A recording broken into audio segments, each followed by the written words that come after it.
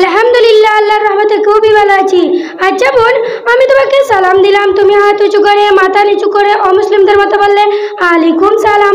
ওরকম বলতে নেই, বলবে ওয়ালাইকুম আসসালাম। আরে রাখো তো তোমার নসিহত, রাস্তাঘাটে তোমার তো মাস্টারি করতে হবে না। আমি এখন খুব ব্যস্ত আছি, কিছু বলার থাকলে তাড়াতাড়ি বলে ফেলো। হ্যাঁ, বলার জন্যই তো দাঁড়িয়েছি। আচ্ছা বোন, তুমি এত রুদ্রের মাঝে হাতে ব্যাগ, মুখে মেকআপ করে কোথায় চললে? তুমি জানো না বোন, আজ শুক্রবার, তাই তেল পানি নিয়ে ফিরে মাজারে যাচ্ছি। হায় আফসু, শুক্রবারে পরিষেবা যায় নামাজ পড়তে, তুমি একই সময় তেল পানি নিয়ে যাচ্ছ পীরের মাজারে, কেন, তোমার কি হয়েছে? আর বলো না বোন, একা রোগে মরছি।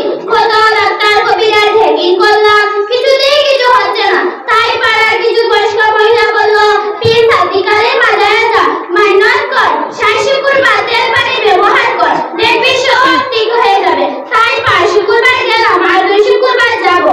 আচ্ছা বোন, তুমি পীরের মাজারে গিয়ে কি করো? কেন, সবাই যেরকম করে। পীরের মাজারে গিয়ে মোমবাতি, ধূপবাতি, গোলাপ জল দিয়ে বললাম, পীর সাহেব রুঙ্গিয়ে তোমার কাছে এসেছি, তুমি যদি রূপ ভালো করে দাও, তোমার নামে কাশি জবাই করে এতিম মিসকিনদের খাওয়াবো। আস্তাগফিরুল্লাহ, তুমি সব আব্দুম বাব্দুম কি বলছো? আব্দুম বাব্দুম বলছি মানে? এই তো তুমি বললে বাবার কৃপায় না আমরে বেঁচে আছি, বাবা তুমি রোগ ভালো করে দাও, ওসব বলছো কেন? যা পারলাম তাই বললাম, এটা তুমি নাউজুবিল্লাহ বলা যাই বলো। এটাই তুমি ভুল করছো বোন, ১০০ ভাগের মধ্যে ১০০ ভাগ সত্য, রোগ ভালো করার মালিক আল্লাহ, পীর বা অন্য কেউ নয়। সেই জন্যই তোমাদের মতো মেয়েদের আমি একদম সহ্য করতে পারি না। তুমি আমার পীর বাবাকে অপমান করছো। বোন তুমি ভুল বলছো, আমি কোনটা পীর সাহেবকে অপমান করছি না, নিশ্চয় ওনারা আল্লাহ তাআলার প্রিয় বান্দা, আমি তাদেরকে যথাযথ সম্মান করি।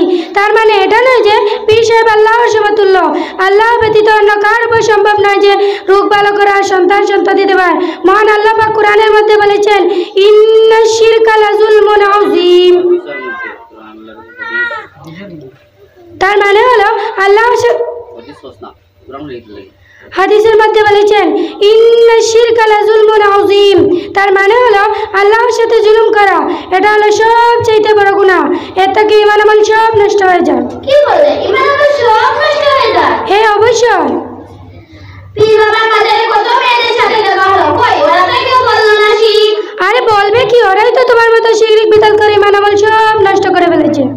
কি বলে, ঈমান আমল সব নষ্ট করে ফেলেছে? শিরক কাকে বলে? শিরিক কাকে বলে আমাকে একটু বুঝিয়ে বলবে বোন, যাতে আমি ভালোভাবে বুঝতে পারি।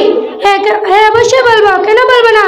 তাহলে শুনো, আল্লাহর অংশীদার স্থাপন করা, আল্লাহর গুণ করার মধ্যে তালাশ করা, যেমন সুখ, শান্তি, হায়াত, মত, সন্তান সন্ততি দেওয়ার মালিক আল্লাহ, এটা যদি কোনো দেব দেবী, নবী, রসুল, পীর, অলি এদের উপর দেওয়া হয় তাহলে সেটা শিরক হবে। তাই নাকি? হ্যাঁ অবশ্যই। শুধু তাই নয়, হুজুর সাল্লাল্লাহু আলাইহি সাল্লাম আরো বলেন, কোন দেব দেবী, নবী, রসুল এদের নামে পশু জবাই করা হারাম, এদের নামে মাংস খাওয়া হারাম। নবী বলেন, খুদার সাথে শিরিককারী শুনো মুসলমান, শেষ বিচারে তাই হবে সোজা জাহান্নাম। বোন, আমি তো জীবনে অনেক ভুল করে ফেলেছি। হ্যাঁ, আমি তোমাকে এটাই বোঝাতে চাচ্ছি, শিরিক বিদআত করে সব ঈমান আমল নষ্ট করে ফেলেছো। বোন, আমি আর কোনদিন শিরিক করতে যাব না, আমি আর কোনদিন শিরিক করতে যাব না। আজ থেকে পরীক্ষা করলাম, লোক নিয়ে মরে যাব তবুও ভালো, বেঈমান হয়ে মরতে চাই না। তেল পানি তরি বগলি এসবে হাওড়া নদীতে ফেলে দিলাম। আল্লাহ তুমি আমায় ক্ষমা করো, আল্লাহ তুমি আমায় ক্ষমা করো। আচ্ছা বোন, তুমি এত কিছু কোথায় থেকে শিখেছো? আমি শিখেছি আমাদের পূর্ব আতাইব রহমানিয়া সবাই মক্তব থেকে, সেখানে আমাদের হুজুর সাহেব সব কিছু শিখা দেন। তুমি যদি আমাদের মক্তবে ভর্তি হও তাহলে সব কিছু শিখতে পারবে। শুধু তাই নয়, পিতামাতার প্রতি সন্তানের কঠোর কর্তব্য এসবও শিখান। কি, সন্তানের আমার কর্তব্য আছে নাকি? হ্যাঁ অবশ্যই আছে। আমি তো জানতাম শুধু পিতামাতারই কর্তব্য, সন্তানকে ভালো স্কুলে পড়াবো, ভালো ড্রেস কিনে দেওয়া, সাইকেল কিনে দেওয়া, স্ক্রিন টাচ ফোন কিনে দেওয়া। আরে বোন থামো, সন্তানের অবশ্যই কর্তব্য আছে। সন্তানকে ভালো মানুষ করতে গেলে ইংরেজি বাংলা শিক্ষার পাশাপাশি